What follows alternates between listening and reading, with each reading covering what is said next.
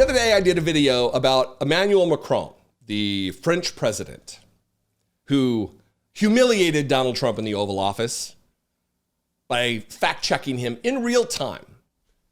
Another member of a foreign government, the president, of course, sat in the White House and said, no, you're wrong, President of the United States.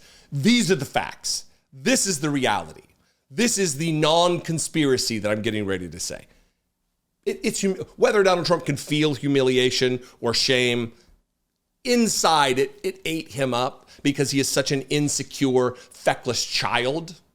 It bothered him. Internally, he's not going to visibly express dismay at it. You could see on his face he was bothered by it. And the very same thing happened again. You see, I think what's happening is world leaders realize they're going to get treated like shit, whether they kiss the ring or whether they defy Donald Trump. It doesn't matter. It's going to be the same outcome. It's the same thing that Democrats should learn, Democrats in leadership should learn right now, that it doesn't matter if we want to find common ground, we want to do this, we want to do... No. You're going to be abused, and Donald Trump is going to try to diminish the national security posture of this country. He's going to try to damage our economy. He's going to try to just foist upon his fascist nonsense upon the people, whether or not they try to find common ground or not. They could learn something from an Emmanuel Macron or a Keir Starmer in this case, who did the very same thing. He gave the Emmanuel Macron treatment to JD Vance in the Oval Office yesterday. JD Vance the other day was at CPAC. And before that, he was in Germany giving remarks of criticizing Germany on their laws related to hate speech. And they have a unique history, I don't need to get into it, Germany, with hate and racism and violence against minority groups. Do we need to go into more detail? There are reasons for the way the laws are structured in Germany surrounding wearing Nazi uniforms, wearing Nazi memorabilia, putting up fucking Nazi salutes like Elon and every other conservative now who thinks it's a funny joke. Or they're signaling what they really believe. That's probably more likely. So JD Vance went to Germany and said some shit, and then he went to CPAC and then backed it up. So I'm going to read a couple paragraphs from this AP article, and then I'm going to show you the glorious moment where he was Emmanuel Macroned by another world leader, Keir Starmer in this case, the Prime Minister of Great Britain, and you'll see. Anyway, here's the headline from the AP. Vance criticizes Germany's free speech laws in remarks to conservatives. This isn't about free speech. This is about the rising tide of white supremacy and racist bigotry across the globe in fascism. That's what they want. U.S. Vice President JD Vance has criticized Germany's free speech laws during an appearance at a conservative gathering outside Washington, linking the country's limits against hate speech to American troops stationed there. German law sets restrictions on free speech, including the long-standing ban on Holocaust denial and any glorification of the country's Nazi past. The limits are an effort to curb extremism and incitement, and have led to authorities policing the internet for hate speech and arresting the people allegedly posting and reposting such comments. This is a quote from JD Vance. Quote, "There are thousands upon thousands of American troops in Germany today. Do you think that the American taxpayer is going to stand for that if you get thrown in jail in Germany for posting a mean tweet? Of course they're not," Vance told activists gathered Thursday at the Conservative Political Action Conference. This is just backing up what he said in Germany, attacking them for their particular stance about what you can and can't say, what you can and can't do relative to the glorification of Nazis. This isn't about mean tweets. This is about throwing up Nazi salutes and giving oxygen to a growing movement inside of Germany right now. This isn't going to harm U.S. troops. When you're a guest of a country, you abide by the laws in the country. So he, again, started attacking the free speech laws in the EU and the UK, which is not a part of the EU, right in front of Keir Starmer, the Prime Minister of the UK.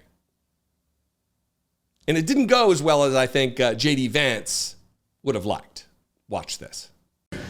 In his remarks at the Munich Security Conference, Vice President Vance condemned free speech violations in the UK, particularly. Could you respond? What is your message? I have an idea. We have the man right here. Come on. Let's go, JD. We're putting you on stage. Great. Yeah, look, I said what I said, which is that we do have, of course, a special relationship with our friends in the UK and also with some of our European allies. But we also know that there have been infringements on free speech that actually affect not just the British. Of course, what the British do in their own country is up to them, but also affect American technology companies and by extension American citizens. So that is something that we'll talk about today at lunch. We've had free speech for a very, very long time in the United Kingdom, and it will last for a very, very long time. Well, no, I mean, certainly we wouldn't want to reach across US citizens, and we don't, and that's absolutely right. But in relation to free speech in the UK, I'm very proud of our history there. We discussed all this. Effectively, let me translate the proper British Prime Minister who doesn't want to step on toes in the Oval Office. Effectively, what he's saying there is that, listen, we don't tell you what to fucking do in your country. Stay out of our business, you stupid dick. Let me know if you're British, you're watching right now, if you're an Englishman, Englishwoman, and you'd like to pin me down. Am I correct there? Is that a proper translation of what your Prime Minister said? That coupled with what JD Vance said, which is, let's put that in perspective. The Vice President of the United States of America said, I said what I said, like he's midfield at a NASCAR race. Budweiser in hand. I said what I said, y'all. Great, JD Vance. Fantastic. Very adroit political analysis and comment by the Vice President of the United States. Fantastic. Great. Also, what you're doing is trying to defend in advance of their hatred and their bigotry and their racist rhetoric. You're trying to defend people who throw up Nazi salutes. And how could you not when the man who's the actual vice president, or maybe the president himself, Elon Musk, is doing it all the time? Maybe so.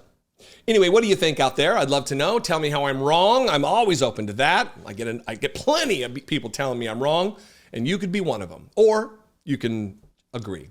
You can do it agreeably in the comments. Comment below. That would be great. You can also call the voicemail line, 714-576-4054. And of course, as always, you can email me, daily@dollemore.com. Also, you're from Germany. You could speak more intelligently, more accurately about exactly what the limitations on speech are related to this particular thing. I would love that. Maybe we'll feature that on an episode next week. Please consider supporting this work in independent media. I think it's very important. I hope you do too. For $1.99, you can do just that. Click the join button below, become a channel member, or you can go over to patreon.com/IDoubtItPodcast as I rapidly wrap this video to the end. I love and appreciate you very much. Thanks for your engagement and your concern about making the world a better place. I'll see you next time. Be genuine. Take care of one another.